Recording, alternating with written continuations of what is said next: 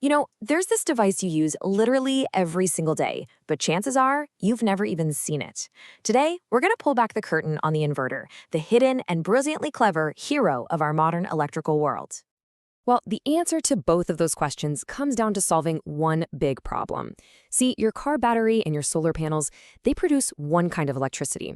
But your laptop charger and all your home appliances, they need something completely different. So how do we bridge that gap?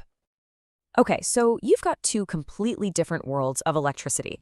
On one hand, there's direct current, or DC. Just think of it like a steady one-way street of power. That's the world of batteries and solar panels. Then you've got alternating current, AC. This stuff is wild. It's flipping its direction back and forth 60 times every single second. That's what's coming out of the outlets in your wall. They're speaking totally different languages. So how do you get these two to talk to each other? You need a translator, right? That's where the inverter comes in.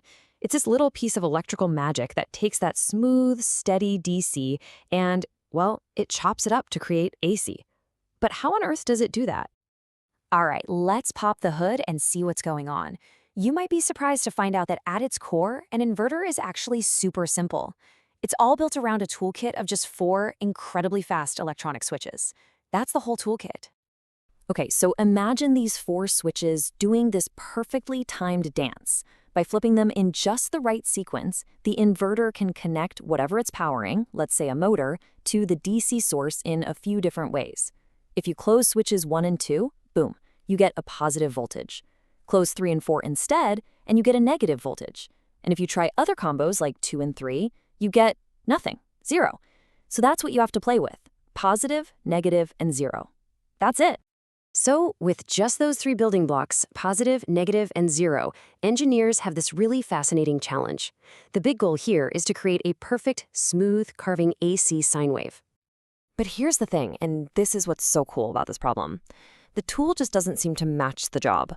It's kind of like trying to draw a perfect circle using only straight Lego blocks. I mean, you can get close, right? But the end result is always going to be blocky and kind of clunky, definitely not smooth. And that blocky, not-so-perfect wave, it's not pure AC, not even close. It's actually packed with a ton of unwanted electrical noise. In the engineering world, they call this stuff harmonics. You can just think of it as junk that can mess with your sensitive electronics. So the name of the game is getting rid of it. So how do you clean up this messy signal? Well, you could just stick a big, expensive filter on it, or you could get clever. And this is where the real genius of the inverter design shines through, using a really elegant idea from math: symmetry.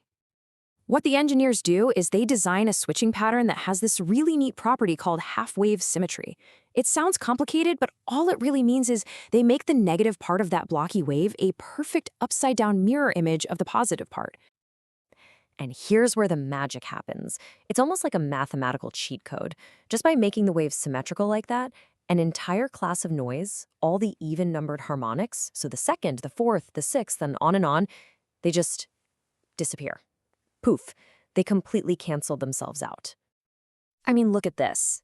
Just like that, half of the noise problem is solved. Gone. And we didn't add a single extra part. It's just pure, elegant design. This makes the job of filtering so much easier. But we're not done yet.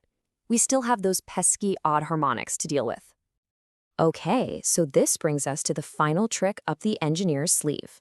To knock out the next biggest problem harmonic, they make one last, tiny but super precise tweak to the switching pattern. So instead of just flipping from 0 voltage to positive voltage instantly, they build in a teeny tiny delay, just a fraction of a second. This little delay is defined by an angle they call delta. You can think of delta as a super fine control knob that lets them sculpt the shape of those voltage blocks. And get this, by tweaking that angle, they can literally change which harmonics are in the wave. And it turns out there's one very special value for this angle: 30 degrees. Right? Why 30 degrees? What's so special about that exact number? What happens at 30 that doesn't happen at, say, 29 or 31? Well, here's the punchline. At exactly 30 degrees, the next biggest troublemaker, the third harmonic, which is by far the hardest one left to get rid of, is completely annihilated, wiped out. It's surgically removed from the wave, and again, it's done just with clever timing. So let's just step back and look at what we've accomplished. Our basic symmetric wave still left us with the third harmonic as our biggest headache. But just by adding that 30-degree timing trick, the lowest unwanted harmonic we even have to think about now is the fifth. And trust me, filtering out the fifth is a walk in the park compared to filtering out the third. So let's just quickly run through this amazing story of engineering, right? Inverters start with just 4 simple switches to create a really rough AC wave. But then, using 2 incredibly elegant mathematical tricks, first symmetry and then a precise 30-degree delay, they knock out the absolute worst of the electrical noise. And this brilliant approach leaves them with a much, much cleaner wave that is way easier to filter into that perfect power all your devices need. And you know, this stuff matters now more than ever. As our whole world pivots towards DC power, from batteries in our EVs, from solar panels on our roofs, the inverter isn't just some random component anymore. It's the essential gatekeeper to our modern AC world. It's just an amazing example of how simple rules and clever math can solve these incredibly complex problems, which really only leaves one question. What happens when we make this gatekeeper even smarter?